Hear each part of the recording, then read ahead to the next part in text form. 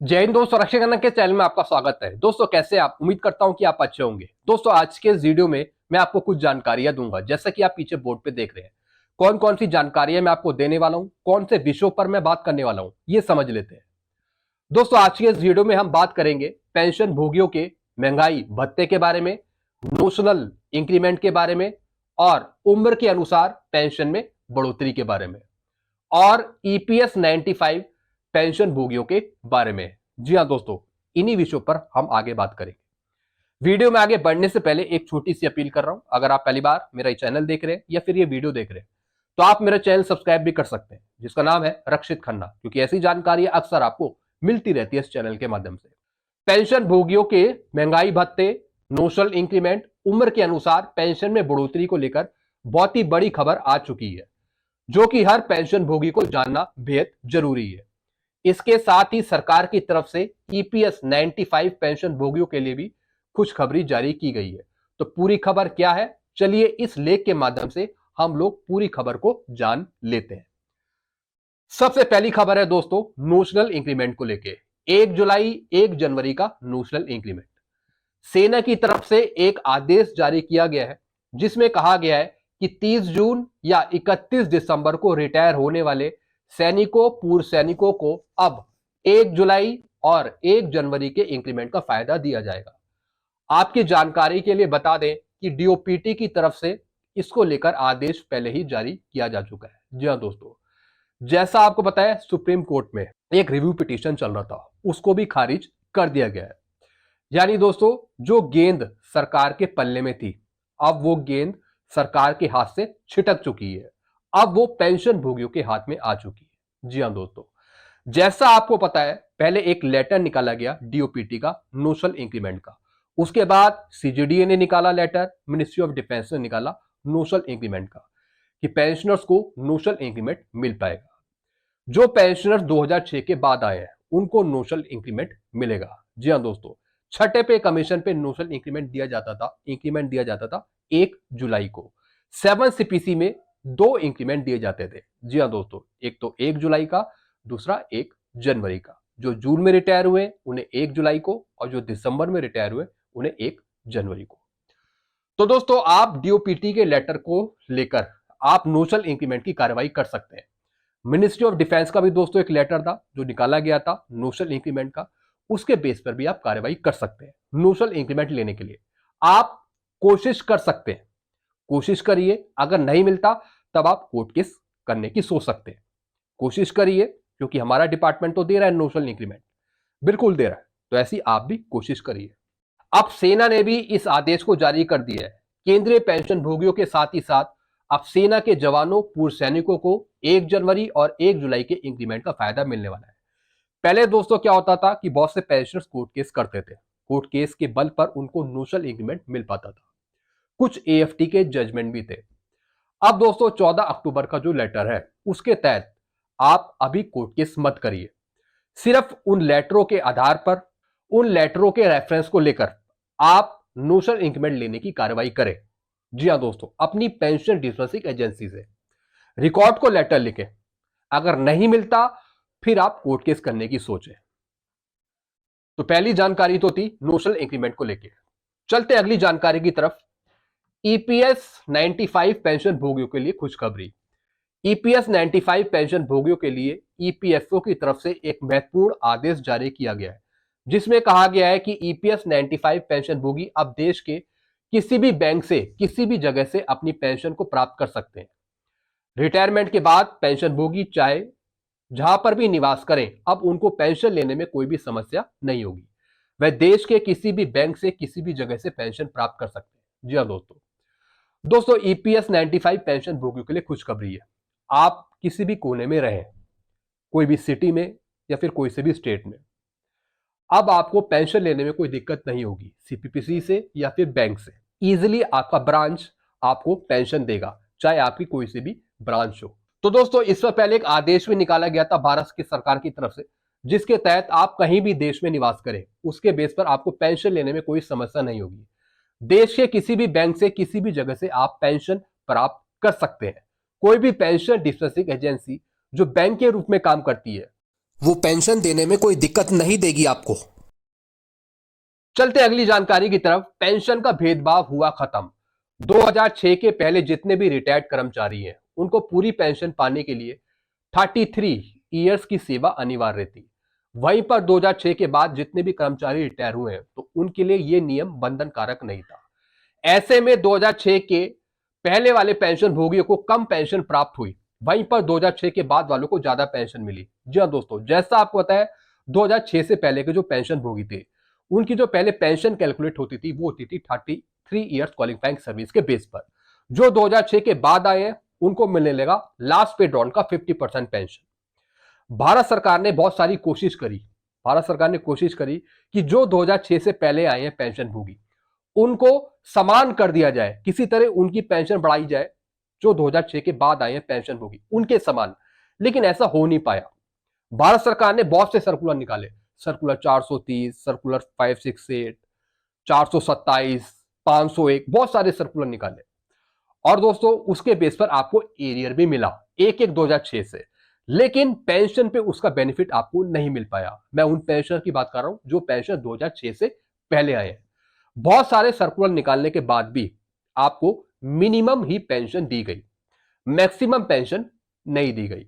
MSCP का नुकसान हुआ आपको, एसीपी का नुकसान हुआ। 7 अगस्त 2003 से जो पहले आए हैं उनके लिए एसीपी नहीं है, एमएससीपी नहीं है।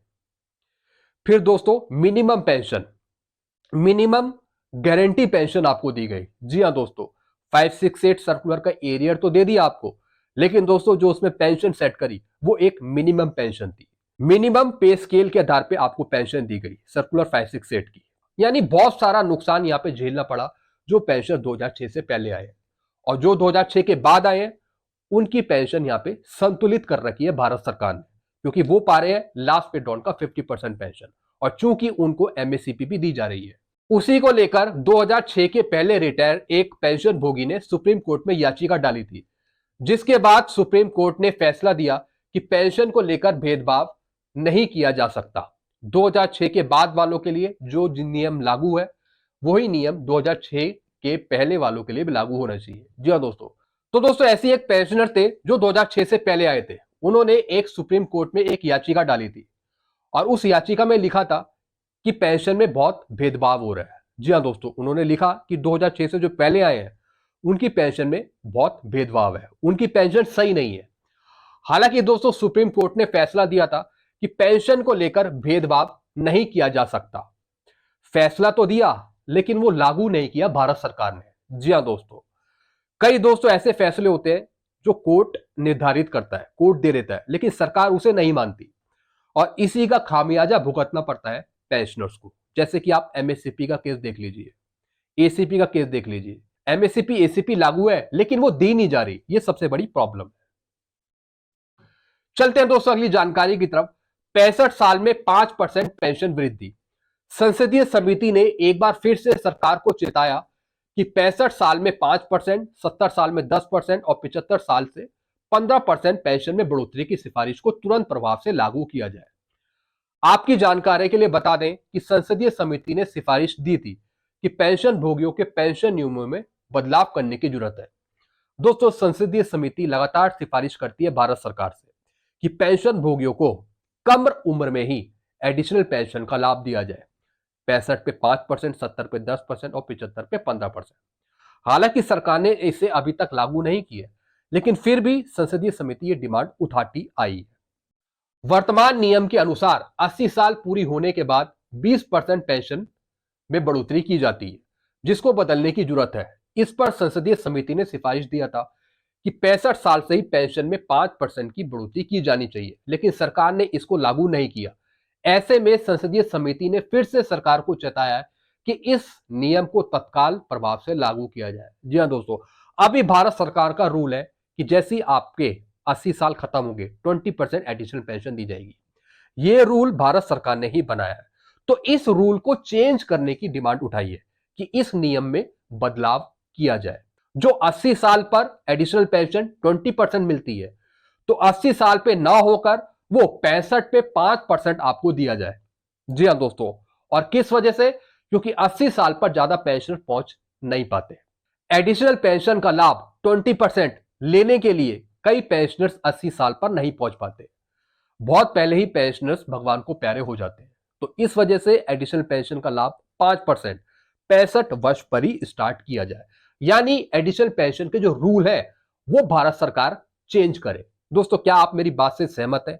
आपके अपने विचार क्या है? आप अपने विचार जरूर कमेंट बॉक्स में रखेगा, ताकि जो आपके विचार है वो कहीं ना कहीं भारत सरकार तक जाए और जो नियम है एडिशनल पेंशन का 80 साल पे 20% देने का, उसे चेंज किया जाए। और उसको चेंज करने के बाद जो एडिशनल पेंशन का लाभ है वो 65 पे 5%, 70 पे 10% और 75 पे 15% दिया जा सके।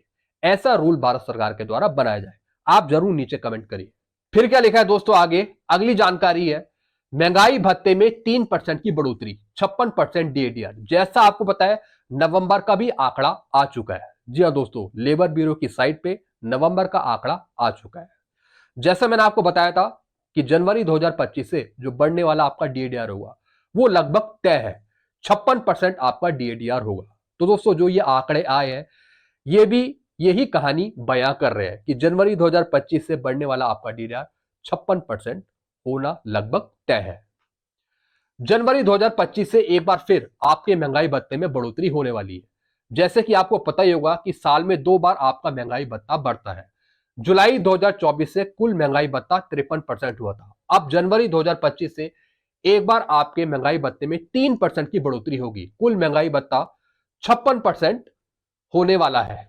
अप्रैल महीने में इसकी घोषणा की जाएगी और इसका भुगतान जनवरी, फरवरी और मार्च महीने के एरियर के साथ अप्रैल महीने की सैलरी और पेंशन के साथ किया जाएगा। जैसा आपको पता है जनवरी से जो भी हमारा डीएडीआर बढ़ता है उसकी जो घोषणा होती है वो या तो मार्च में होती है या फिर अप्रैल में होती है। उसी के बाद हमें इसका एरियर भी मिलता है और बढ़े हुए डीए का भुगतान भी हमें देखने को मिलता है। फिलहाल घोषणा का हम वेट करेंगे कि इसकी घोषणा होती कब है। दोस्तों, ये ऊपर वाली खबर थी डीएडीआर पे जो जनवरी 2025 से बढ़ने वाला था। अब नीचे वाली खबर है 18 महीने के डीएडीआर के एरियर पे। क्या लिखा है? इस बीच बढ़ती महंगाई को देखते हुए एक बार फिर पेंशन भोगी संगठनों ने भारत सरकार से डिमांड की है कि 18 महीने का बकाया एरियर तत्काल प्रभाव से पेंशन भोगियों के खाते में डाला जाए। अगर एक साथ संभव नहीं है तो 3 से 4 किस्तों में इसका भुगतान किया जाए, लेकिन इसका भुगतान होना ही चाहिए। बहुत से संगठन है जो लगातार डिमांड उठाते रहते हैं कि भारत सरकार को 18 महीने का डीए का एरियर देना चाहिए। अगर भारत सरकार एक साथ नहीं दे सकती, अगर एक साथ पैसा वो नहीं दे पा रही, तो अलग अलग किस्तों में दिया जाए, लेकिन दिया जाए, रोके नहीं, वो पैसा रिलीज किया जाए। ऐसा दोस्तों कई संगठनों का कहना है, लेकिन भारत सरकार है कि सुनती नहीं है। तो दोस्तों, बस यही जानकारियां थी जो मैं लेके आया था। आई होप सारी जानकारी आप अच्छे से समझ गए होंगे। बाकी आपके अपने विचार क्या है? आप भारत सरकार के प्रति क्या सोचते हैं? आप अपनी मांगों को लेकर क्या सोचते हैं? आप जरूर नीचे कमेंट करेगा। तब तक ले दोस्तों मैं वीडियो ये खत्म करता हूं। Thank you so much.